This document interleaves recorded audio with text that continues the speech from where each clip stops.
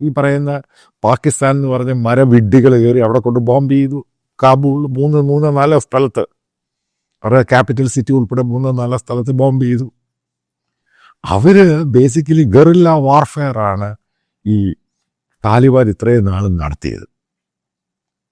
അവര് കയറി രണ്ടും കൽപ്പിച്ച് പാകിസ്ഥാന്റെ ബോർഡറും ഈ പട്ടാളക്കാരെയും, അവരും നല്ല ഗറില്ല വാർ ഫൈറ്റേഴ്സ്. പാകിസ്ഥാൻ ആണെങ്കിൽ ഗറില്ല വാർ ഫൈറ്റിംഗ് ഒന്നുമില്ല. അതിനകത്ത് ഇവര് അഗ്രഗണ്യന്മാരെ താലിബാൻ എത്രയോ വർഷം കൊണ്ട് ഫൈറ്റ് ചെയ്യുക.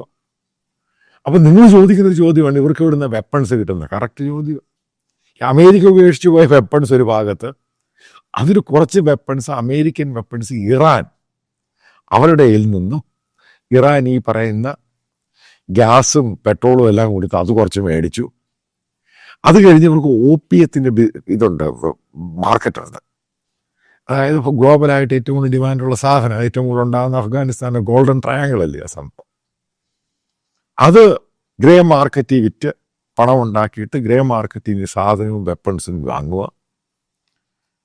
അതേപോലെ തന്നെ ഈ പാകിസ്ഥാനാണ് ഇമാരെ ട്രെയിൻ ചെയ്ത് ഇത്രയും, അതായത് പാകിസ്ഥാൻ അഫ്ഗാനിസ്ഥാൻ ബോർഡറിൽ ട്രെയിൻ ചെയ്ത് വെപ്പൺസ് കൊടുത്ത് അതേ വെപ്പൺ വെച്ച് പാകിസ്ഥാൻ പട്ടാളത്തെ അയച്ചു.